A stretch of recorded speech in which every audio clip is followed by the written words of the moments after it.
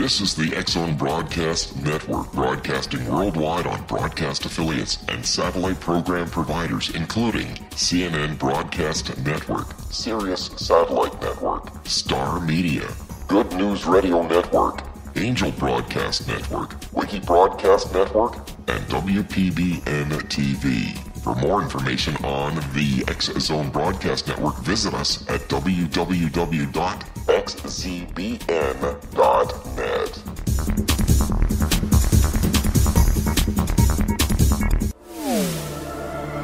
The X-Zone Radio Show with Rob McConnell is largely an opinion talk show.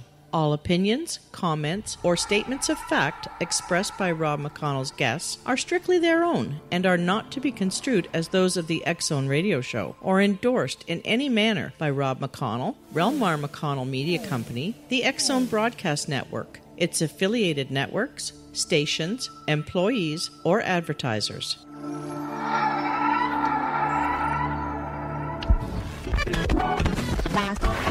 All Hit Radio.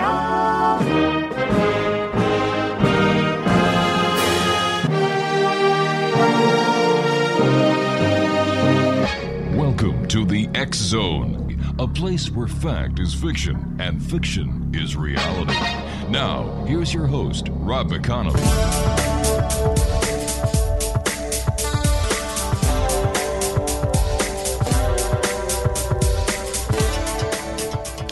Welcome back, everyone. This is the X-Zone. I am Rob McConnell. If you'd like to send me an email, xzone at X-Zone Radio TV. Check out our radio website at www.xzoneradiotv.com.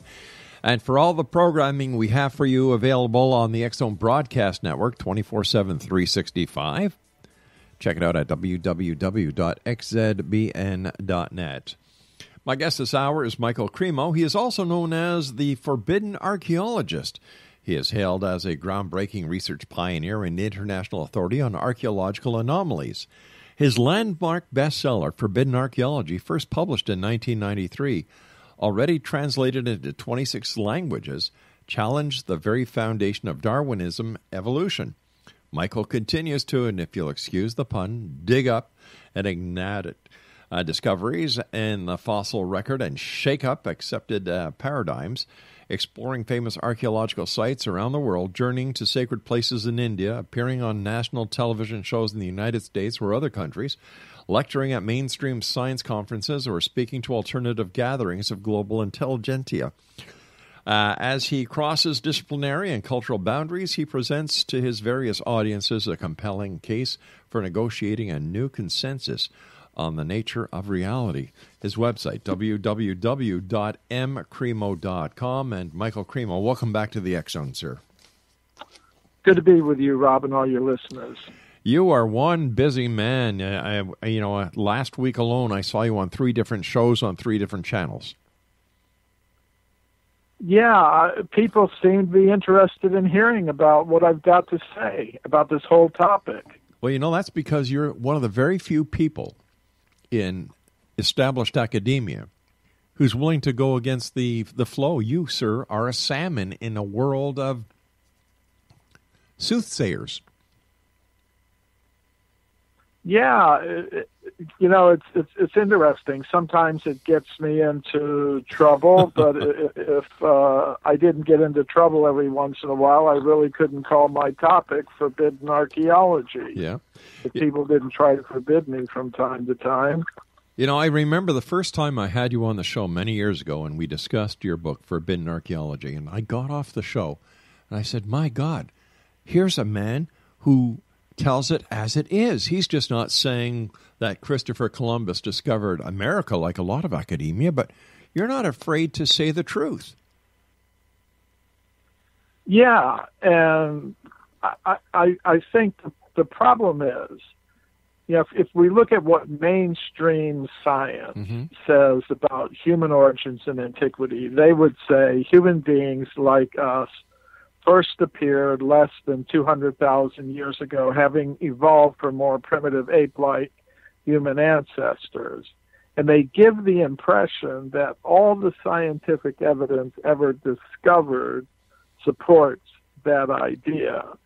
But if you really look into the whole history of archaeology, as I've done, you'll find there are many reports of archaeologists and other scientists who dig into the earth, finding human bones, human artifacts, human footprints that go much further back in time than 200,000 years ago. In some cases, many millions of years. But this evidence is not very well known because it's not there in today's textbooks. You have to dig into the original scientific reports to find out about these things, or go into the museums and look not just at what they have on display for the public, but what they've got in their storerooms. In the off the beaten track areas of the museums, that's where the most interesting artifacts are found. Michael, please stand by. You and I have to take our first break. And Exonation, my guest this hour is Michael Cremo. His website is mcremo.com. That's mcremo.com. And Michael and I will be back on the other side of this break as we continue here in the X Zone from our broadcast center in Hamilton, Ontario, Canada. Just a quick programming note. Starting this Thursday, Roberta Grimes joins the X Zone Broadcast Network, and her show Seek Reality with Roberta Grimes will be airing every day on our broadcast schedule that can be found at www.xzbn.net.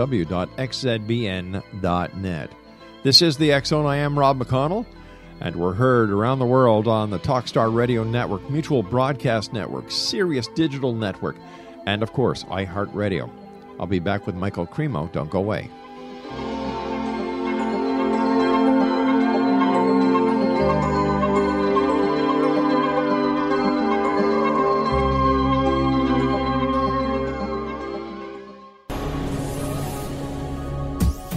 This is the X Zone Broadcast Network, broadcasting worldwide on broadcast affiliates and satellite program providers, including CNN Broadcast Network, Sirius Satellite Network, Star Media, Good News Radio Network, Angel Broadcast Network, Wiki Broadcast Network, and WPBN TV. For more information on the X Zone Broadcast Network, visit us at www.xzbn.net.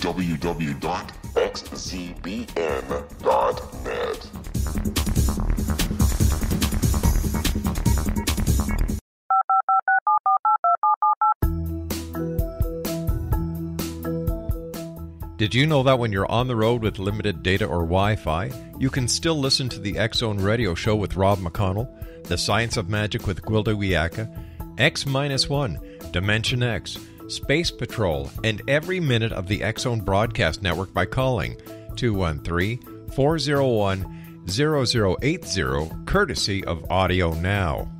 No smartphone, app, or internet needed. It saves your data plan, and it's free if you have unlimited minutes.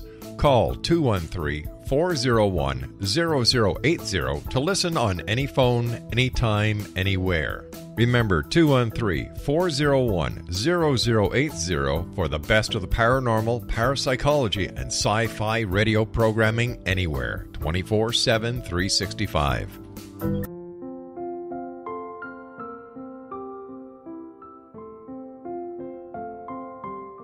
I am Dr. Carl O'Helvey, founder, president of a new cancer foundation focusing on evidence-based physical, mental, and spiritual interventions, including natural cancer cures, prayer, meditation, affirmations, nutrition, and other related holistic cancer prevention and cure modalities. These are used in cancer education, research, and financing care. I ask for your help to continue this important work by donating at www.holisticcancerfoundation.com.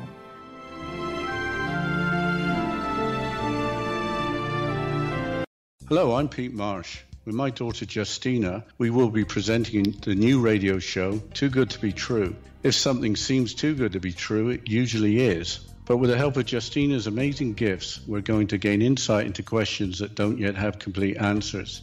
Have you wondered who built Stonehenge and for what reason? Why are crop circles found in the same region as Stonehenge and elsewhere? Are crop circles a hoax, or are they created with technologies that we have little knowledge of? Who built the pyramids in Egypt and also in other countries? How and why were they built? Was the Titanic switched with the Britannic as part of a gigantic insurance fraud, or for more insidious reasons? What caused the Tunguska event when trees were flattened over an 800 square mile area in Siberia? Will the new insights be too good to be true? Well, that will depend on what you are prepared to believe. Please join us as we start on this journey together. For more information on Too Good to Be True, visit www.xzbn.net. Little children aren't the only ones afraid of the dark. Millions of soldiers return from war zones with PTSD, anger, frustration, fear, and loneliness, much of which surfaces during the darkness of the night. You have the chance to change the lives of these American heroes. Songs and Stories for Soldiers.us provides free MP3 players for these men and women. With a list of 3 million songs in 16 different styles, 100,000 audiobooks, and 30,000 old-time radio programs, every veteran can find something to soothe and comfort them at no cost. All our players contain an 8-hour audio program designed to help veterans fall asleep. With 1,500 plus vets now participating, it's our goal to deliver 10,000 audio players this year. Go to our website at songsandstoriesforsoldiers.us. Help us help a veteran make it through the night.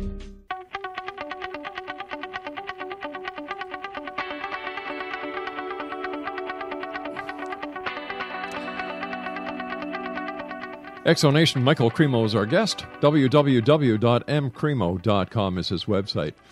Michael, what is the usual explanation for the origin of human beings, and how does your evidence relate to it? Well, most scientists today believe that human beings like us, Homo sapiens, first came into existence less than 200,000 years ago, and before that, they would say there were only more primitive ape-like human ancestors. But the evidence that I've documented in my books, like Forbidden Archaeology, shows that scientists have discovered human bones, human artifacts, and human footprints going much further back in time than 200,000 years. In some cases, the evidence goes back many millions of years. For example, there's a case I wrote about recently in a column that I write for Atlantis Rising magazine. This is a discovery that was made in 1874 in Virginia City, Nevada. There's silver mines there. Yep. One of the mines is called the Ophir mine, Ophir, Ophir mine. And in 1874, there was a federal judge there, A.W. Baldwin, and he witnessed a human skull being taken out from layers of rock 300 feet deep in that mine. And the skull was sent to a scientist in California, Dr. J.D. Whitney, who was the chief government geologist of California, and he studied it. And one of his assistants, a Dr. James Blake, made a report about this human skull that was found in the Ophir mine in California. He made his report to the California Academy of Sciences. Now, modern geologists tell us that the silver-bearing deposits in those mines in Virginia City, Nevada, date back to the Middle Miocene period. That is a geological period that goes back many millions of years, and the Middle Miocene would be about 15 million years ago. So you've got evidence of an anatomically modern human skull being found in layers of rock 15 million years old. Wow. Now, if there were just one or two of cases like this, maybe you could dismiss them or sweep them away and just say the majority of the evidence supports the other view. But as I've shown in my work, there's not just one or two of these cases. There are hundreds of cases like this that have been removed from the scientific record by what I call a process of knowledge filtration that operates in the world of science. So what does all this mean? Well, it means we need new explanations for the questions, who are we and where did we come from? Most scientists today believe that human beings like us or any other type of living thing is just a machine made of matter, a machine made of molecules. Mm-hmm. That's what they would say we are. And as far as consciousness is concerned, they'd say, well, that's just a temporary byproduct of bioelectrical activity in the brain. And at the time of death, when the chemicals in the brain become disorganized, there is no more consciousness. I don't accept that. I think consciousness has its own independent existence apart from matter. Mm-hmm. Consciousness is never created. It's never destroyed. It exists in a timeless fashion. It's eternal, if you want to use that word. So that's what we really are, I believe. We are all conscious selves that come from a higher level of reality. And when we come to this world, the world of matter, when we come down from that level of pure consciousness, we need vehicles made of matter in which to function on this level of reality. And that's what the human body or any other type of body, animal body, plant body, insect body, bird body, that's what it is, a vehicle for a conscious self, a vehicle for a soul, if you want to use that word, that has come down to this level of reality. And I think that human vehicle is not an accident of evolution that came about fairly recently. That human vehicle has always been there for conscious selves who come to this level of reality to enable them ultimately to restore consciousness to its original pure state beyond the world of matter. And there's a lot of scientific evidence that supports this idea that there is a conscious self that's different from the brain, different from the body made of matter. This evidence comes from medical studies of out-of-body experiences, psychiatric studies of past life memories, and things like that. So, although we started out talking about stones and bones, indicating there's a human presence going back many millions of years on this planet, the real significance of that is that we need new understandings and of who we are and where we came from. And I think those new understandings of who we are and where we came from have to involve consciousness as something that exists separately from matter. But why hide this? Why hide this in plain sight? Why suppress this information? Doesn't the public have the right to know? I believe the public does have a right to know, but, there are many reasons for this process of knowledge filtration, as I call it. Mm-hmm. One of them is it's just human nature. For example, if I love someone and someone tells me something bad about the person I love, I don't want to believe it. I may even become angry at the person who tells me these things. So today's scientists, they're very much in love with their theories, and when they hear something that radically contradicts the theory that they're so much in love with, they tend to react in a very negative way. And I think it also has to do with power. There's different kinds of power in the world. There's military power, there's political power, there's economic power.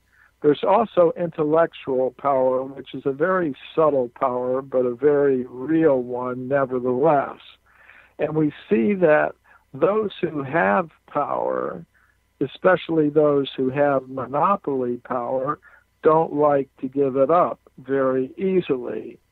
And the supporters of the now dominant Darwinian evolutionary explanation of human origins have a government-enforced monopoly in the education systems of most countries all around the world, so that only their ideas can be taught.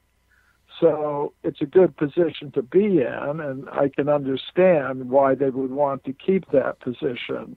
But I think there's an even deeper reason for it, and it has to do with the fact that if people become convinced that they are purely material beings, that they are machines made of molecules in competition with each other for survival in competing groups on this planet, then the goals and values of such people become extremely materialistic. They will think that to produce and consume more and more material things is the main purpose of human life.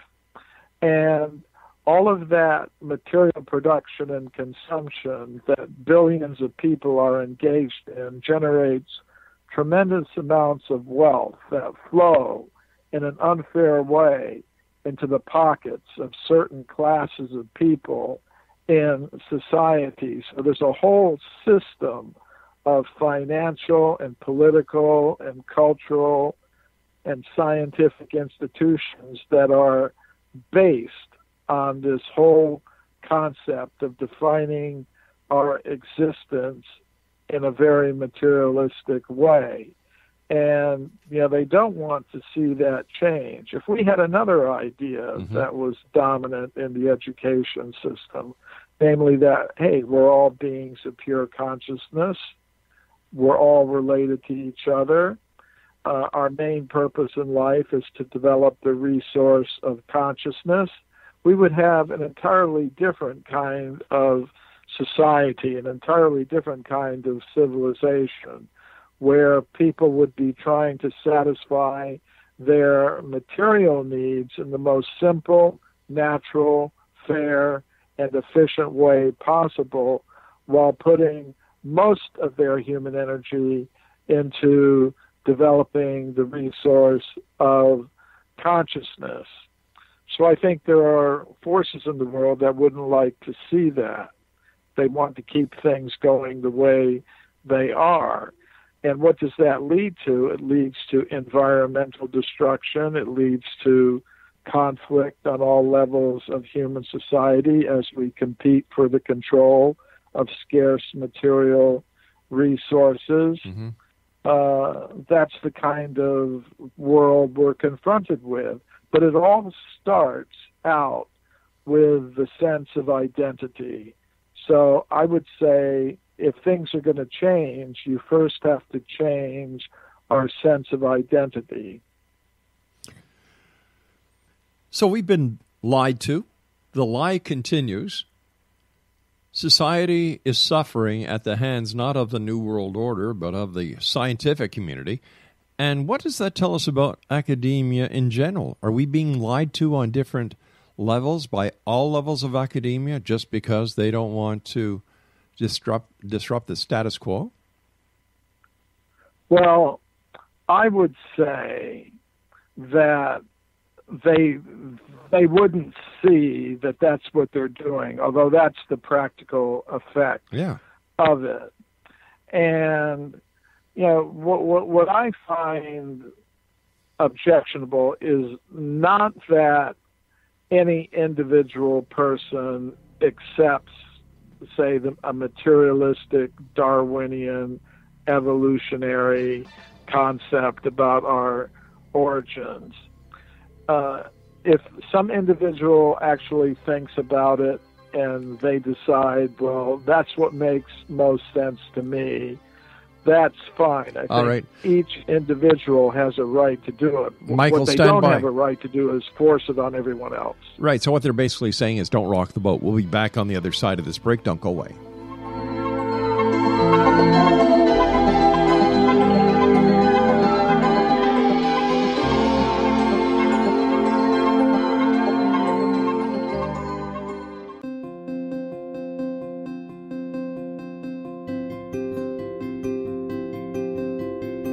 Dreams are our personal gateways into infinite wisdom. Don't miss shamanic counselor and indigenously trained dream decoder Sandra Corcoran's inspiring book, Shamanic Awakening Between the Dark and the Daylight.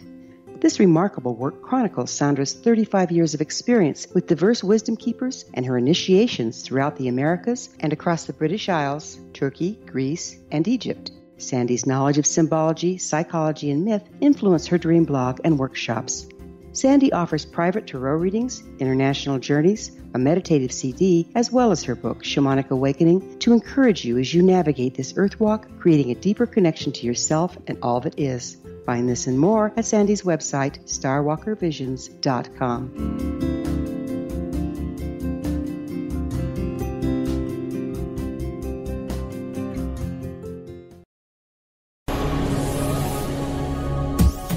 This is the X-Zone Broadcast Network, broadcasting worldwide on broadcast affiliates and satellite program providers, including CNN Broadcast Network, Sirius Satellite Network, Star Media, Good News Radio Network, Angel Broadcast Network, Wiki Broadcast Network, and WPBN TV. For more information on the X-Zone Broadcast Network, visit us at www.xzbn.net.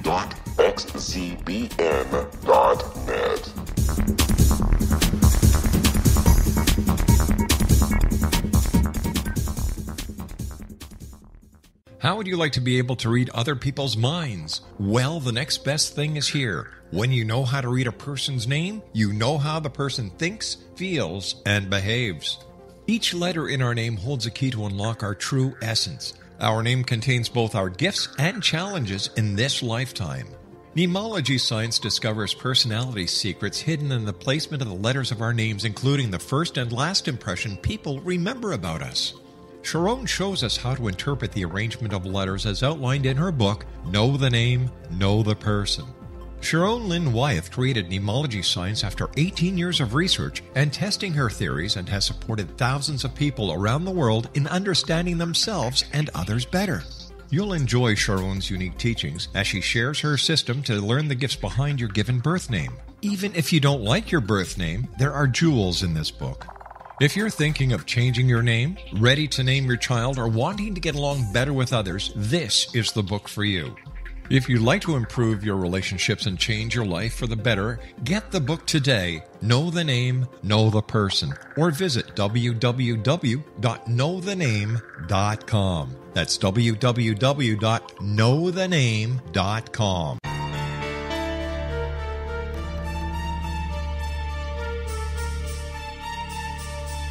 Hello, I'm Justina Marsh, and with my dad Pete, we are going to present a new show called Too Good to Be True. Together, we are aiming to discover more truths about this world and beyond. Do you have unanswered questions about the world?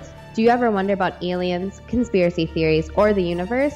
There are many shows discussing subjects such as pyramids or UFOs, but we want to relay this information based on our own research, including from spiritual means. Hopefully, listeners will be helped with their own beliefs and will appreciate the psychic insights that add to the previous research and information. We both look forward to sharing this insight and beginning this journey with our listeners. Visit xzbn.net for more information about when to listen.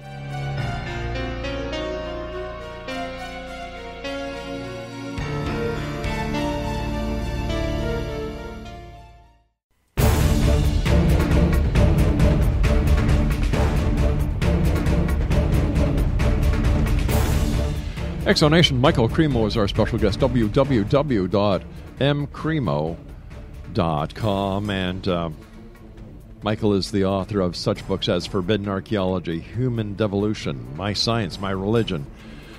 His website filled with information. You know, Michael, it maddens me to just believe how many lies have been perpetrated by those that we trust the most, our scientists, our archaeologists, the people who we have entrusted with the legacy of this planet. How do we get around it?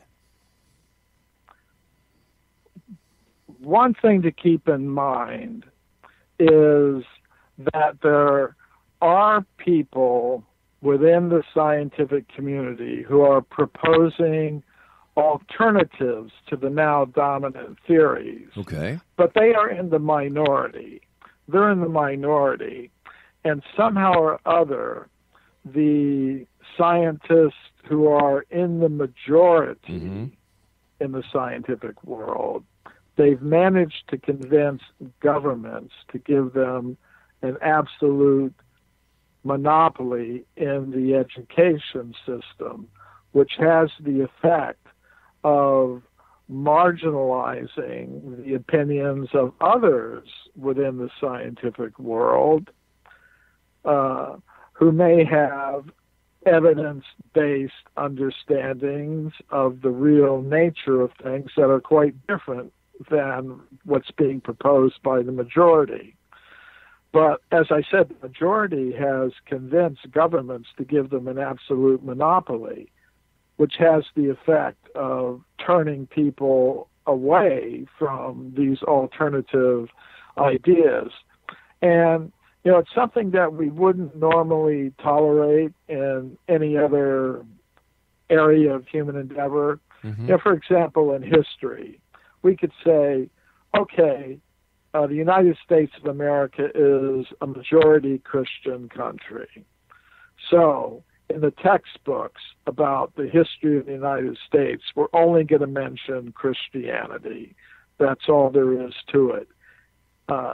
And all the other minority faiths and religions like Judaism or Hinduism or Islam even, they're not going to be mentioned at all. So we wouldn't tolerate that normally. No, we'd say, no, there's freedom of religion in this country, there's freedom of expression, and the real fact is, even though America has historically been a majority Christian country, these other faiths have always been there right from the very beginning, and they should be mentioned. And practically speaking, that's what we see happens. But in the world of science, we don't see that. We don't see the alternatives being mentioned, even though they may be held by a minority of scientists. I don't think that's any reason for them to be excluded. I think the textbooks that are used in the tax-supported public education systems should include the diversity of opinion that actually is there in the scientific world about important questions like the origin of the human species, for example, or the origin of consciousness. You and said, I think if that were done, that would be a good thing. We'd gradually see some changes. But we're not dealing with questions here. We're being told that these are facts. And if we're being lied to, those who are perpetrating the act of lying and those who are supporting those people in that act should be held accountable. Yes, I believe that's true. Of course, there's so many problems that countries are facing these days. Sometimes it's hard for people to give attention to these other kinds of questions. But it is a fact. You know, there have been Gallup surveys that have been done showing that, for example, in the United States, most people, 70% or more of the American people, do not accept the Darwinian evolutionary explanation of human origins, despite the fact that the supporters of that theory are in complete control of the education system. They haven't been able to persuade this vast majority of American people about their views.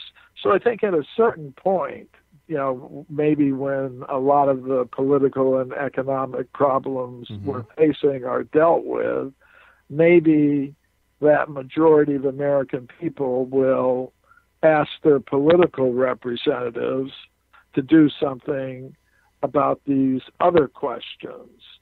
So that would be something to look forward to in terms of a solution to the problem that's there in today's education system. Let me ask you this, Michael. Is it possible that people just don't think that this is important enough, that we forget the past and we just plow into the future? Well, I think we should understand that it does have implications for all of us because our goals and our values are rooted in our conception of self. If I think I'm an American man, then I behave like that. So our goals, our values, our objectives are rooted in our conception of self. And if we allow other people to dictate to us our conception of self, then we're turning over our goals and values and objectives to whoever it is that is dictating that conception of self. And the conception of self that is being dictated to us now by the scientists who are in control of our education system, it's been summarized by a British evolutionary scientist named Richard Dawkins. He summarized it very nicely. He said, "You want to know who you are? We are survival machines, robot vehicles blindly programmed to preserve the selfish molecules known as genes." So, that's what children are being taught, when they go to the education system today, that they're survival machines, robot vehicles blindly programmed to preserve selfish molecules called genes. And a whole civilization has been based on that, and we're suffering the results of that. One manifestation of that is the destruction of the environment. Another manifestation of it is the intense levels of conflict that we see on all levels of human society. Conflict among individuals, conflict among classes, races, genders, nations, religions. It's all there. And another way that we see it is the unfair way in which resources and wealth are distributed, so that it all flows into the pockets of those who are most successful in gaming the system to their own benefit. So these questions, in one sense, seem like very abstract for some armchair or ivory tower intellectuals to debate about. They have very real world impacts on all of our lives. Michael, what is your alternative to the Darwinian theory of human evolution? I laid that out in my book, Human Devolution. And in that book, I propose, before we even ask the question, where did human beings come from, we should first of all ask the question, what is a human being? And as I've said repeatedly, most scientists today are telling us that we are just machines made of molecules. We're purely material beings.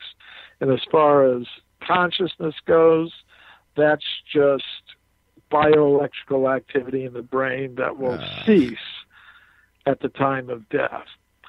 Now, I don't believe that. I don't accept that. I think there's more to a human being than molecules. I believe there's a subtle mind element which has some very unusual powers like remote viewing and telepathy and things of that nature. And beyond that, there is a conscious self, which is completely different from the brain, different from the body, independent of matter. So I think we have to understand that, first of all, that the real essence of each of us is the conscious self. And that conscious self is neither created nor destroyed. It exists eternally. Originally, it exists, I believe, on a higher level of reality. I call the level of pure consciousness. So I would say that as conscious beings, we have not evolved up from matter, as the Darwinists would have us believe, but rather we have devolved or come down from the level of pure consciousness. And matter does not produce consciousness, but consciousness can come into contact with matter. It can become covered by matter. And when it's covered by matter, it becomes limited in so many ways. It becomes limited by birth and death and old age and disease. So the actual purpose of human life, I believe, is to restore consciousness to its original pure state, beyond the world of matter, beyond birth and death. But how do we do that, Michael? How do we do that if the majority of the population has already been brainwashed? Well, as we see, most people are not convinced about the things they're being taught in the education system that is now being controlled by, scientists who have another idea. But they're not doing anything about it. That's fortunate. And people have alternative sources of information, like this radio show, for example. So people have alternative methods of communication. Right. And they're not limited to what is being forced on them in the education system. They can learn themselves about things. And there are different systems of yoga and meditation and contemplation and different systems like that that can be found in practically all of the world's great wisdom traditions for getting practical realization of one's identity apart from matter. So those are things that anyone can take up.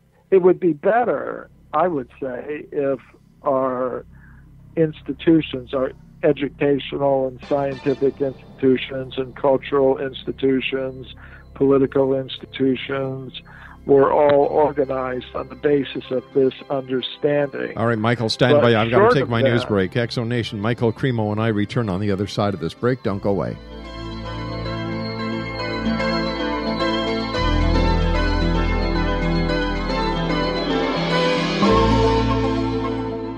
Hi everyone, Rob McConnell here, and I wanted to spend a moment on internet streaming. Everybody has heard about internet streaming, but not many know much about it. Did you know the internet streams just about everything? Movies. From new releases to old classics. TV shows. Almost every show, every episode, and much more. But the question has always been, how do you do it? Well now, thanks to the folks at 123 Ready TV, I have the answer for you. They have developed a simple program app, 123 Ready TV, that you install on your Windows PC, Android smartphone, or Android tablet that can have you streaming like a pro in less than 5 minutes. You truly won't believe how much is available or how easy it is to do until you try. And for a one-time cost of only $19.99, this product is a real winner. To learn more about 123 Ready TV, visit our website at www.xzbn.net.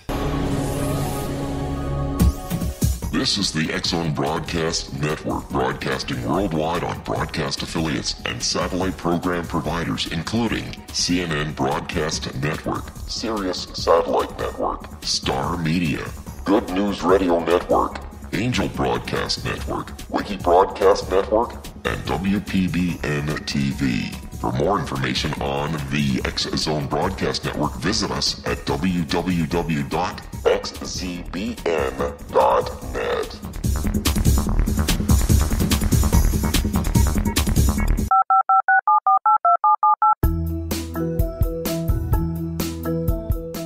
Did you know that when you're on the road with limited data or Wi-Fi, you can still listen to the X-Zone Radio Show with Rob McConnell, The Science of Magic with Gwilda Wiyaka, X-1, Dimension X, Space Patrol, and every minute of the X-Zone Broadcast Network by calling 213-401-0080, courtesy of Audio Now.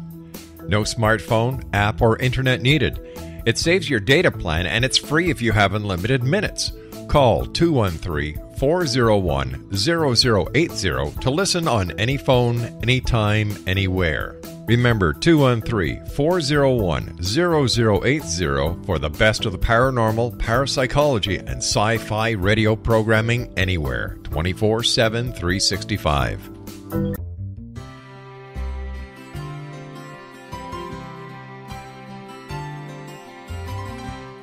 True healing must address 4 levels: physical, emotional, mental, and spiritual, for us to live joyful and productive lives. We tend to treat 3 of the 4, leaving the spiritual languishing. If you're tired of the same dysfunctional patterns cropping up in your life, Soul Balancing is for you. Trixie Phelps, owner and founder of Soul Balancing, is a naturally gifted energy healer trained in numerous esoteric forms, including shamanism. Trixie has created a powerful modality that safely and effectively clears your energetic field. A Soul Balancing session can remove interference, heal trauma, and restore your hope. Contact Trixie for a life-changing long-distance session today, www.soulbalancing.world.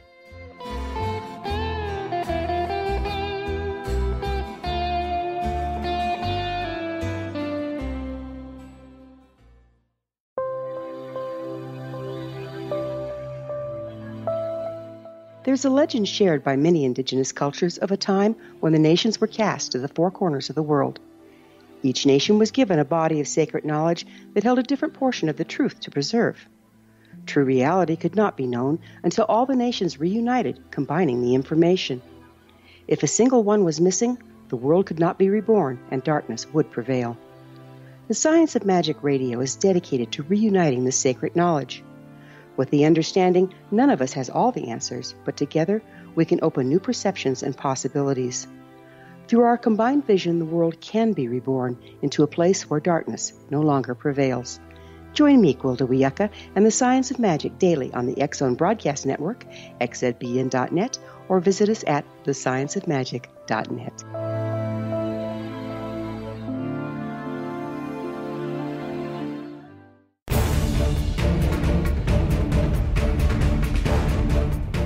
Exonation, Michael Cremo is our special guest, www.mcremo.com.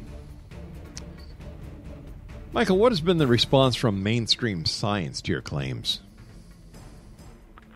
Basically, there are 3 responses because, I find in practice, the scientific world is not completely monolithic.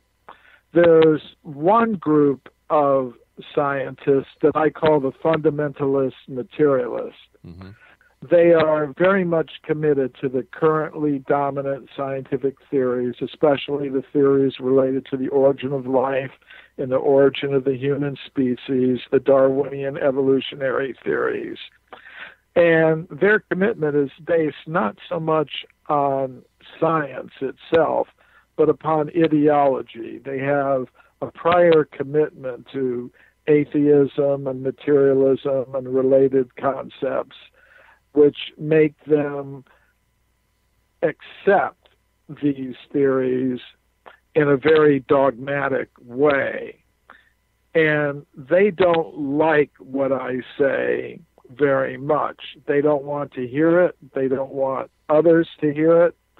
Sometimes, I'm scheduled to give a lecture at a university, and scientists in this category will go to the administration of the university, try to get the lecture canceled. Sometimes they succeed in doing that.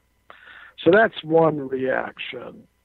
There's another group of scientists that are committed to the dominant theories, but for more or less scientific reasons, which means they're willing to listen to alternatives. They're willing to listen to evidence that may contradict the now dominant theories.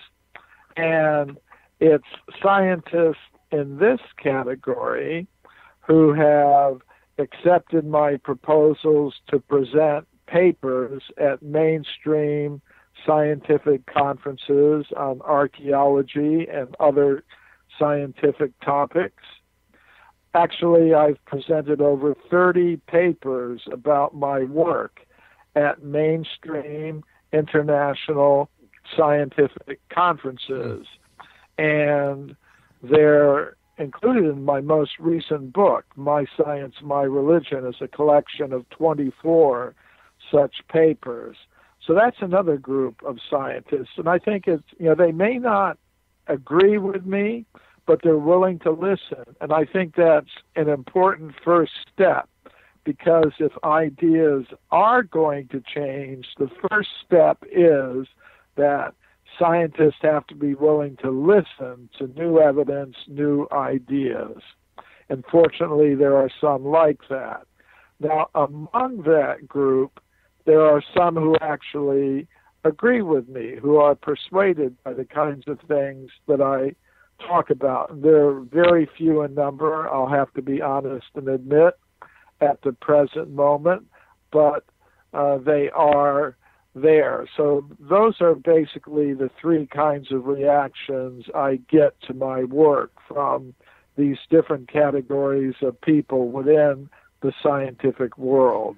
But let's step outside of the scientific world. What about the different religious philosophies? How do they accept your work? Well, my approach is to not claim a monopoly on truth. I think exclusive claims to truth in the world of religion are something that is the cause of a lot of needless conflict, I'd have to say. So my approach to these questions have been to emphasize points of commonality. In my book, Human Devolution, I have a chapter on the cross-cultural study of cosmologies, where I look at the cosmological ideas and concepts underlying about 30 different wisdom traditions, cultures, religions that have existed down through history in different parts of the world. And I find they have some common features, namely that we're not alone in the universe. We're part of a whole cosmic hierarchy of beings with a supreme conscious intelligent being as the source of everything. I find that almost every religious tradition has some concept of a conscious self that is different than the body made of matter, a conscious self that can survive the death experience. So I like to focus on those commonalities and not get into trying to claim that I have some exclusive kind of monopoly on truth. I have gotten a lot of my inspiration from my studies in the ancient Sanskrit writings of India, but I think similar insights can be found in all of the world's great religions. And in my book, Forbidden Archaeology's Impact, I documented the different kinds of reactions to my work that have come from scientists, from religionists. In the section of the book about religionists, I've documented positive reactions to my work that have come from people of all different faiths, whether we're talking about Islam or Christianity or Judaism or Hinduism. But I think that may be because of the way that I've approached these questions, where I try to focus on commonalities rather than differences. What attempts have been made directly? I mean, besides the going to the different venues and having members of the scientific community within the university try and keep you out, what has been made to directly suppress your work? Well, there have been some interesting things that have happened over the years. In 1996, I was a consultant for a documentary called The Mysterious Origins of Man that aired on NBC. Mm-hmm. It was hosted by Charlton Heston. And the documentary featured my work, the work of others in the alternative science field. And when scientists in the United States learned that NBC was going to show this documentary, The Mysterious Origins of Man, on a Sunday evening during prime time, they tried to get NBC to not show the program. And they weren't successful. NBC did show it, but then this group of scientists went to the FCC, the Federal Communications Commission. Right. And, they tried to get the FCC to investigate NBC, censure NBC, fine NBC a good amount of money. I'm happy to say that they weren't successful in doing that, but I've documented all of these attempts in my book, Forbidden Archaeology's Impact. There you can find all the emails and things that were sent to the FCC and all of that, documenting these attempts to suppress this work. And I think the reason they were trying to do that is because they were very upset that children, especially, who'd be going to school and learning from them their account of the story of human origins and antiquity, they were very upset that those same children would be going home, turning on the television, and seeing something that directly contradicted what they were being taught in school. So, yeah, there are attempts like that to try to suppress my work and the work of others. Michael, we've got about a minute and a half left. What are your final thoughts? What message would you like to give to the Exo Nation tonight? My basic message is we need to think carefully who we are and where we came from, because the answers to those questions are going to determine the kinds of values that we have, the kinds of goals that we have, the kinds of objectives that we have in our lives. So I think we've got to give a lot of attention to that we have a correct understanding of who we are and where we came from, because that is going to determine where we're going to go. And if we allow ourselves to be influenced by this idea that we're just machines made of matter in competition with each other for survival, we're just accidents of a purely blind material process of evolution, that's going to affect our goals and our values and our quality of life in a very negative way. Michael, I want to thank you ever so much for joining us again. Continued success, and as always, I look forward to the next time you join us back here in the X Zone. Until then, take care of yourself, my friend. Thank you. Exonation, for more information on Michael Cremo, visit his website, www.mcremo.com. That's MCREMO.com. I'll be back on the other side of the news at 6.5 minutes past the top of the hour as we continue here in the X Zone from our broadcast center in Hamilton, Ontario, Canada. Don't go away.